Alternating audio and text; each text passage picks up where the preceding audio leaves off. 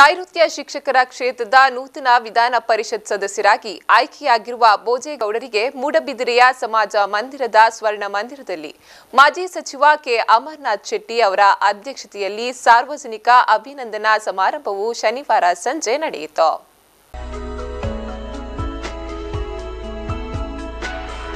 ಸನ್ಮಾನ ಸ್ವೀಕರಿಸಿ ಮಾತನಾಡಿದ ಬೋಜೇಗೌಡ ಅವರು ತಾಲೂಕು ಹಾಗೂ ಜಿಲ್ಲಾ ಮಟ್ಟದಲ್ಲಿ ಶಿಕ್ಷಕರು, ಅಧಿಕಾರಿಗಳು ಹಾಗೂ ಜನಪ್ರತಿನಿಧಿಗಳನ್ನೊಳಗೊಂಡ ಸಮನ್ವಯ ಸಮಿತಿ ರಚಿಸಿ ಶಿಕ್ಷಕರ ಸಮಸ್ಯೆಗಳನ್ನು ಆದ್ಯತೆ ಮೇರೆಗೆ ಪರಿಹರಿಸಲು ಮುಂದಾಗುತ್ತೇನೆ.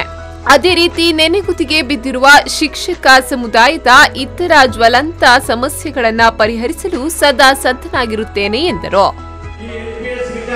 ಎಲ್ಲಿಯಾದರೂ ಕಡೆಗಣಿಸಿದರೆ ಇದನ್ನು ಕಾರ್ಯಗತ ಮಾಡಲು ಎಲ್ಲಿಯಾದರೂ ಸರ್ಕಾರಗಳು ತಪ್ಪಿದ್ರೆ ನಿಮ್ಮ ಪರವಾಗಿ ನೀವು ಎದುರಬೇಕಾಗಿಲ್ಲ. ಈ ದೇಶದ ಅತ್ಯುನ್ನತ ನ್ಯಾಯಾಲಯ ಸುಪ್ರೀಂ ಕೋರ್ಟ್ ಅಲ್ಲಿ ನಿಮ್ಮ ಪರವಾಗಿ ತಾವೇನು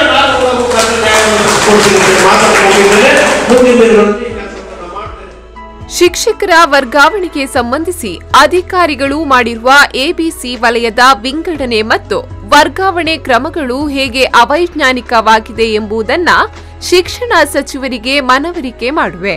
ಯಾರಿಗೂ ತೊಂದರೆಯಾಗದಂತೆ ನೋಡಿಕೊಳ್ಳುವೆ ಎಂದರು. ಅಲಂಗಾರು ಮಹಲಿಂಗೇಶ್ವರ ದೇವಾಲಯದ ಈಶ್ವರ್ ಭಟ್, ಕೊರ್ಪೋಸ್ ಕ್ರಿಸ್ತಿ ಚರ್ಚ್ನ reverend father Paul Sequeira, Moodbidri town ಮಸೀದಿಯ ಮುಸ್ತಾಫಾ ಯಮಾನಿ ಎಂಎಫ್ವೈ ಶುಭ ಹಾರೈಸಿದ್ರು. ಕಟೀಲು ಎಸ್ಡಿಪಿಐ ಕಾಲೇಜಿನ ಪ್ರಾಚಾರ್ಯ ಬಾಲಕೃಷ್ಣ ಶೆಟ್ಟಿ ಅಭಿನಂದನಾ ಭಾಷಣ ಮಾಡಿ ಅವರು ಅತಿಥಿ ಉಪನ್ಯಾಸಕರ ಸಮಸ್ಯೆಗಳ ಬಗ್ಗೆ ಬೋಜೇಗೌಡರ ಗಮನ ಸೆಳೆದ್ರು. ಸಮಸ್ಯೆಗಳ ಕಡಲಿಗೆ ಬಿಂದಿಗೆಯಷ್ಟಾದರೂ ಪರಿಹಾರ ನೀಡಿದ್ರೆ ನಿಮ್ಮನ್ನ ಮತ್ತೊಮ್ಮೆ ಆರಿಸುತ್ತೇವೆ ಎಂದರು.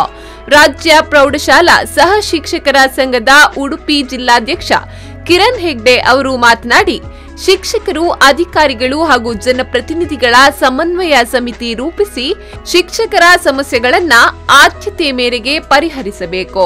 ಅನುದಾನಿತ ಶಾಲೆಗಳ ನವೀಕರಣಕ್ಕೆ ಕೆಲವು ಅಧಿಕಾರಿಗಳು ಅನಧಿಕೃತವಾಗಿ ಮೊತ್ತ ನಿಗದಿ ಮಾಡುವುದನ್ನು ನಿಲ್ಲಿಸಬೇಕು ಎಂದು ಆಗ್ರಹಿಸಿದ್ರು.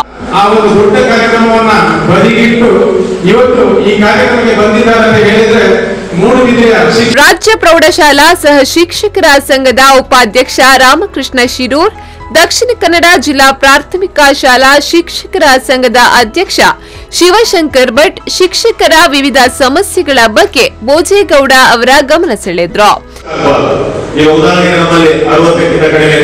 ಮುಖ್ಯ ಶಿಕ್ಷಕರ ಹುದ್ದೆ ಇಲ್ಲ ಅಥವಾ 250 ಮೇಲೆ ಮಾತ್ರ ಪದವೀಧರೇತರ ಹುದ್ದೆ ಸೇರುವಂತ ಒಂದು ವಿಚಾರವನ್ನು ವ್ಯಕ್ತಪಡಿಸ್ತಾ ಇದ್ದಾರೆ. ದಕ್ಷಿಣ ಕನ್ನಡ, ಉಡುಪಿ ಜಿಲ್ಲೆಗಳ ಶಿಕ್ಷಕರು ಸೇರಿದಂತೆ ಮೂಡಬಿದಿರೆ ತಾಲೂಕು ಶಿಕ್ಷಕರ ಸಂಘಟನೆಗಳು, ವಿವಿಧ ಶಿಕ್ಷಣ ಸಂಸ್ಥೆಗಳ ಪ್ರತಿನಿಧಿಗಳು ಹಾಗೂ ಅಭಿಮಾನಿಗಳು ಬೋಜೇಗೌಡರನ್ನ ಗೌರವಿಸಿದ್ರು. ಸರ್ಕಾರಿ ಪ್ರೌಢಶಾಲೆ ಪ್ರಾಂತ್ಯ ಮೂಡಬಿದಿರೆ. Premashree V4 News 24/7 Moodbidri.